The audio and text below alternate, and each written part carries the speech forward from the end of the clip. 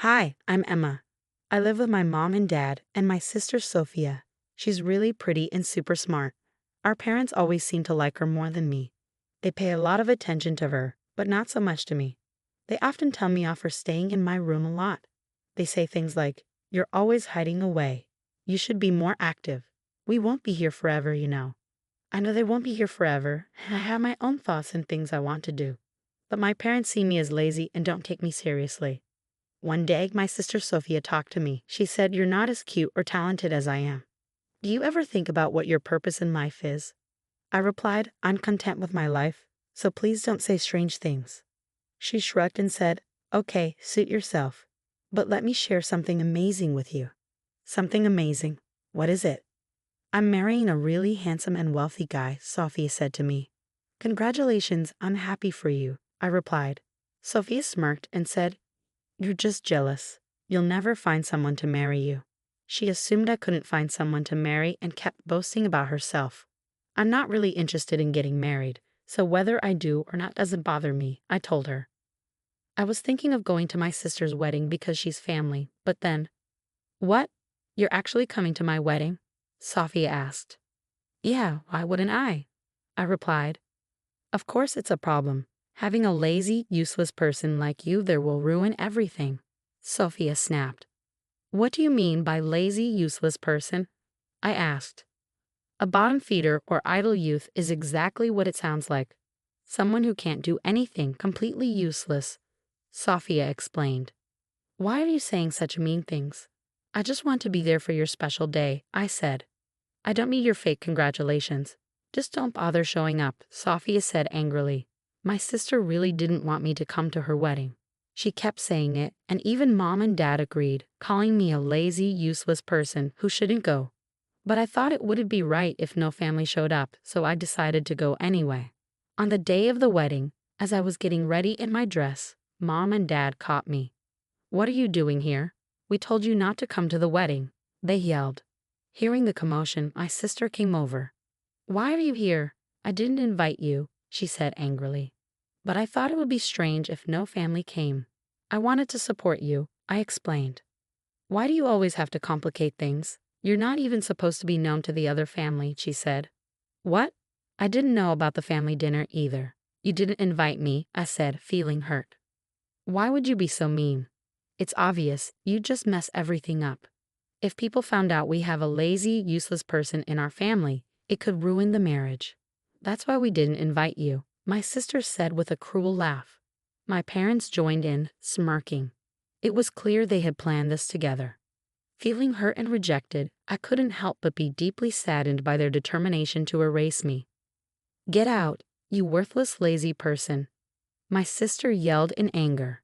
I realized there was no point in trying to reason with them anymore. So with a heavy heart, I decided to leave. "Fine, I'm going home." "Goodbye," I said, feeling defeated. They laughed.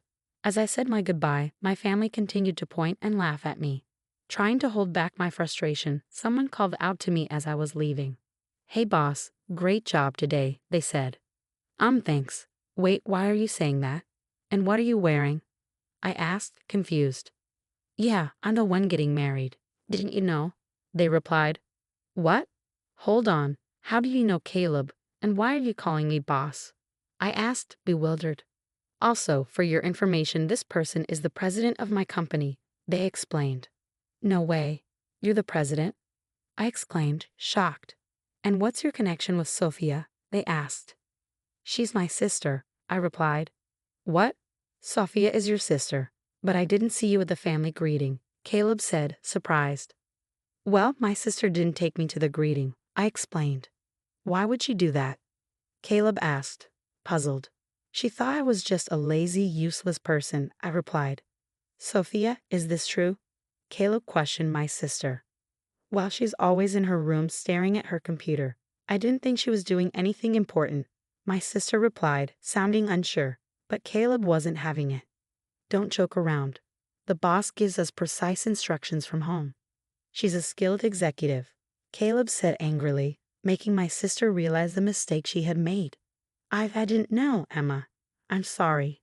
I never thought." My sister Sophia stammered, realizing her mistake. It's okay, sister.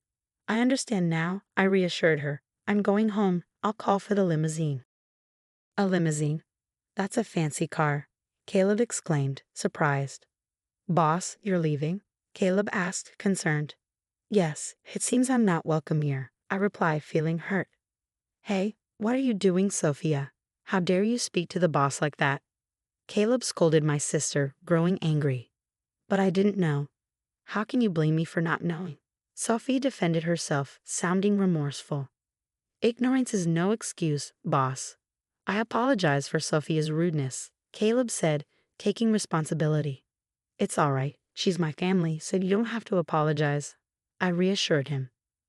No, I'll take responsibility and call off the marriage with Sophia, Caleb declared. What? Caleb, what are you saying? Sophia exclaimed, surprised.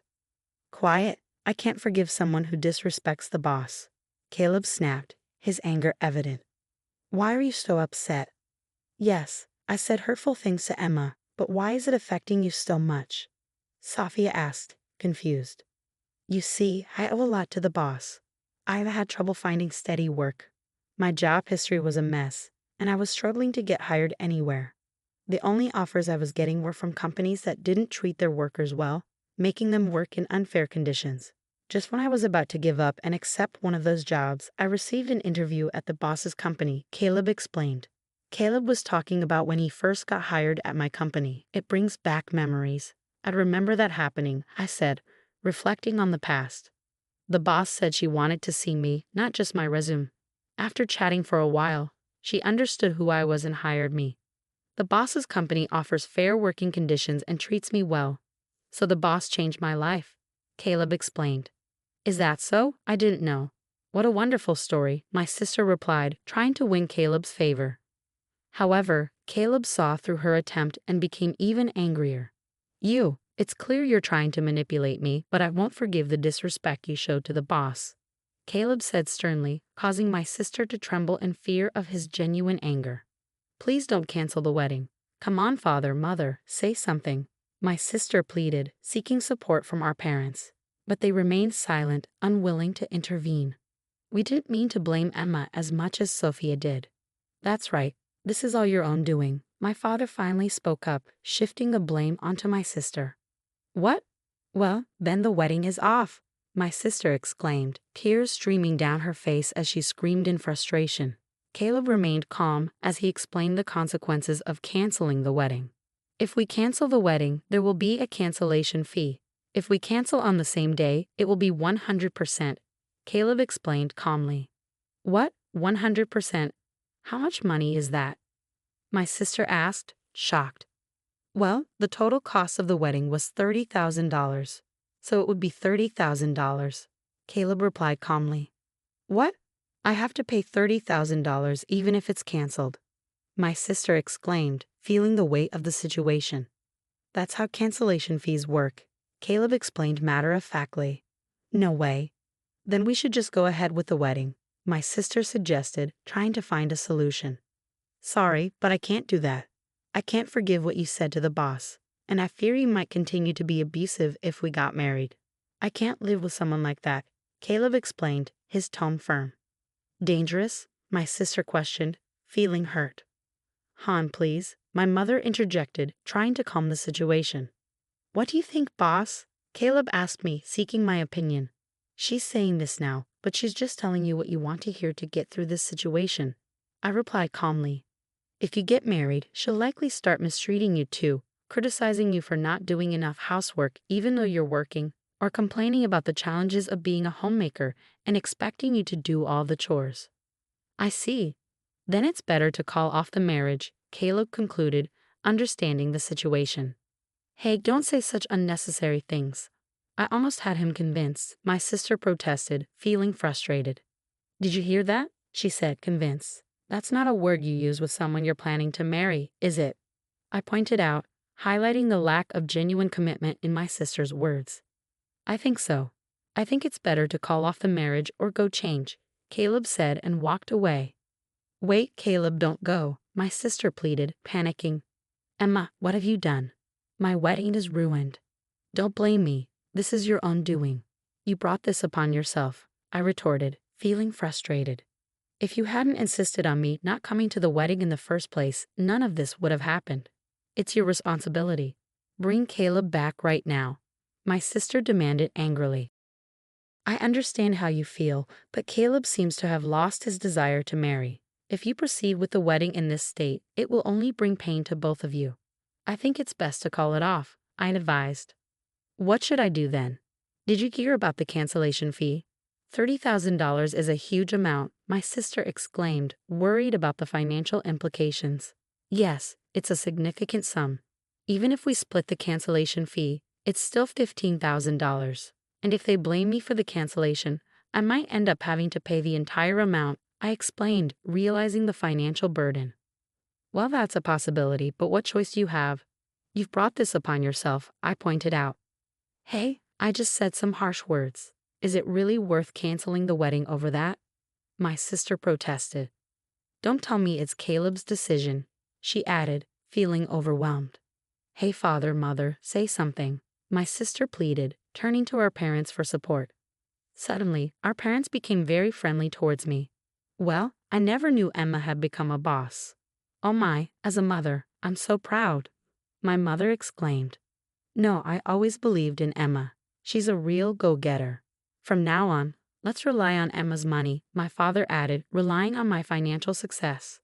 You must be joking, I retorted. They had also been verbally abusive to me in the past, so I didn't feel inclined to spend money on them. Sorry, but I don't want to live with my family anymore.